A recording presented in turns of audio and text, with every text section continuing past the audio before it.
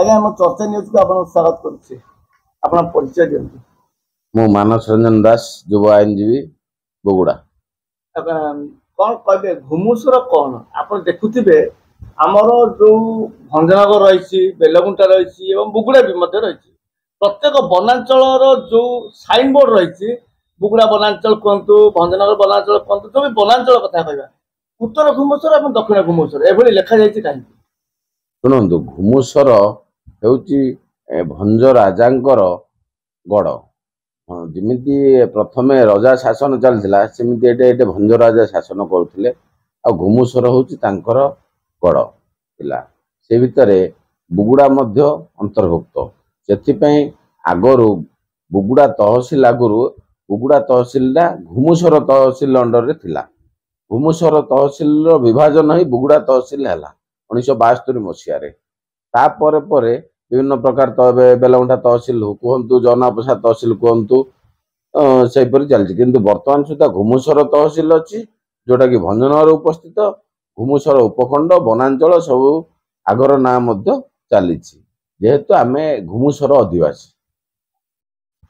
जेहेतु आप घुमुसर अधिवासी हिसाब से मुझे गोटे प्रश्न आपको पचार चाहे घुमुसर को जदि गोटे जिलार मान्यता मिलता केमी हूँ देखो घुमुसर हूँ आमर गंजाम जिले में जो 3टी सब डिविजन अच्छी छत्रपुर ब्रह्मपुर आ भंजनगर माने घुमुसर से भितर ब्रह्मपुर पर द्वितीय अन्यतम होती आमर घुमुसर उपखंडटा माने सब डिविजनटा सी जिले में परिणत हाँपी योग्य किंतु जमीती बाउंश बेंट्रु बाउंश बाहरी बाउंश गचु हाणला भाया आमर ही किसी लोक माने जहाँकि आस्कार लोक ऋषिकुलिया जिला करने आमको विरोध करुँच प्रथमे आसिका बा ऋषिकुलिया अंचल लोक मैंने सब डिविजन मान्यता दिंतु तापर डिविजन बा जिला करने चाहिए सीना हम जो सब डिविजन अच्छी आगु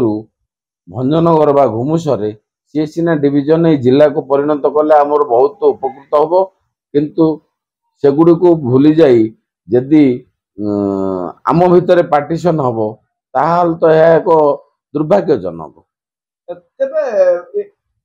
कौन खास रही घुमुसर को मान्यता दि जिले देखो ये हूँ मुख्यतः राजनैतिक अभाव जो आमर जिला टा जो दाबी दीर्घ 25-30 वर्ष है अच्छी फलप्रद हो पारे गजपति जिला पूर्व घुमुसर जिला दाबी होता किंतु कालक्रमे गजपति जिला गंजाम अभिभक्त गंजाम गजपति जिला है सीना घुमुसर जिला हो पारा ना जेहेतु यहाँ राजनैतिक निष्क्रियता बीजेपी दल जो आज सरकार को आसी जो विरोध विरोधी दल से सी प्रतिश्रुति देउथिला कि आमे शासन कल को आसला आमे घुमुसर जिला करदेबू बुगुड़ा को सब डिविजन करदेबू किंतु कहीं गला से प्रतिश्रुति प्रतारणा रे पलटि जाइए लोक मैंने आज घुमुसर अंचलवासी आज क्षिप्त होती तेबे जदि घुमुसर केते रही ब्लॉक संख्या कौन रही किमती कौन आप भावुं घुमुसर गोटे निश्चय भाव जो मैंने लोक मैंने जो 25-30 वर्ष घुमुसर जिला पे आंदोलन कर 7टा ब्लॉक अच्छी आउ NSC पाखापाखि Bhanjanagar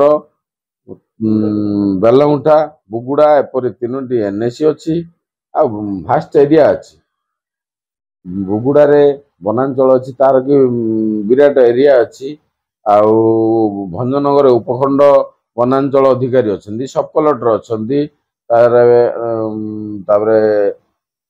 sub division hospital अच्छी एपरी बहुत किछि थिले सुधा आसिकार से नथिले सुधा से माने ऋषिकुलिया जिला को दाबी उपस्थापना करुछंती एवं भंजनगर घुमुसर प्रत्याख्यान कर आज्ञा आप जिला प्रशासनिक कार्य जदि जाती केते किलोमीटर आपको जीवाक पड़ता है एवं केते समय लगी था शुणु जिला तो आमर गंजाम जिला छत्रपुर हेडक्वार्टर ଛତ୍ରପୁର ହେଡକ୍ୱାର୍ଟର କୁ ଆମକୁ ତ ବହୁତ ଏଇଠୁ ପାଖାପାଖି 80-85 କିଲୋମିଟର ପଡ଼ିଯାଉଛି ବୁଗୁଡାରୁ, ଏବଂ ଭଞ୍ଜନଗର ବା ଘୁମୁସର ପାଇଁ ପ୍ରତ୍ୟାଖ୍ୟାନ କରୁଛନ୍ତି। ତେବେ ଯାହା ଆଜ୍ଞା ଆପଣ ଜିଲ୍ଲା ପ୍ରଶାସନିକ କାର୍ଯ୍ୟରେ ଯଦି ଯାଆନ୍ତି ତାହେଲେ କେତେ କିଲୋମିଟର ଆପଣଙ୍କୁ ଯିବାକୁ ପଡିଥାଏ ଏବଂ କେତେ ସମୟ ଲାଗିଥାଏ ଆପଣଙ୍କୁ?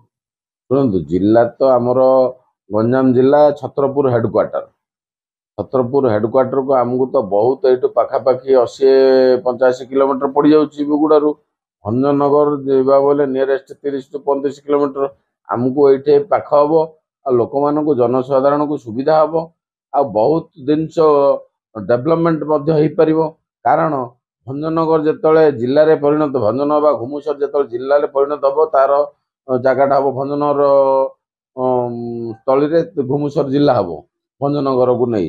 ଭଞ୍ଜନଗର ନିଶ୍ଚୟ ବୁଗୁଡା କିମ୍ବା ପାଖାପାଖି ଆସ୍କା ହଉ କିମ୍ବା ବୁଗୁଡା ହଉ ଗୋଟେ ସବ୍ ଡିଭିଜନରେ ପରିଣତ ହବ, ଯାହା ଫଳରେ ବୁଗୁଡା ଅଞ୍ଚଳବାସୀ ଉପକୃତ ହେଇପାରିବେ। ତେବେ ବର୍ତ୍ତମାନର ଯୋଉ ନୂତନ ସରକାର ଅଛନ୍ତି ଆପଣ ଅନୁରୋଧ କରୁଛନ୍ତି କି ଯେ ଜିଲ୍ଲା ଘୋଷଣା କରିବା ପାଇଁ? ଶୁଣନ୍ତୁ, ଓକିଲ ସଂଘ ପକ୍ଷରୁ ଘୁମୁସର ଓକିଲ ସଂଘକୁ ଆମେ ନିରବିଚ୍ଛିନ୍ନ, ବୁଗୁଡାର ଓକିଲ ସଂଘ ନିରବିଚ୍ଛିନ୍ନ ଭାବେ ଆମେ ସପୋର୍ଟ କରି ଆସୁଛୁ, ଆଉ ଆଗାମୀ ଦିନରେ ମଧ୍ୟ କରି ଆସୁଥିବୁ। ଭଞ୍ଜନଗର ବା ଘୁମୁସର ଜିଲ୍ଲା କରିବା ପାଇଁ ଯେଉଁ ପ୍ରକାର ପରିସ୍ଥିତିର ସମ୍ମୁଖୀନ ହେବା ନା କାହିଁକି, ଆମର ବୁଗୁଡା ଓକିଲ ସଂଘ ତରଫରୁ ଆମେ ନିଶ୍ଚୟ ଭାବେ ସମସ୍ତ କ୍ଷେତ୍ରରେ ଯୋଗଦାନ କରିବୁ। ଏହା ଆମର ବଳିଷ୍ଠ ନିଷ୍ପତ୍ତି ଅଟେ। ଆଜ୍ଞା, କଳା ସଂସ୍କୃତି ଏବଂ ଯଦି ଐତିହ୍ୟର କଥା କହିବା ଏବଂ ଯୋଉ ବଳିଦାନ ଦେଇଛନ୍ତି ଆମ ପାଇଁ ଦେଶର ସ୍ୱାଧୀନ କରିକି, ଏହା କେତେ ଦୂର ସତ ରହିଛି ଘୁମୁସର ବାସୀ?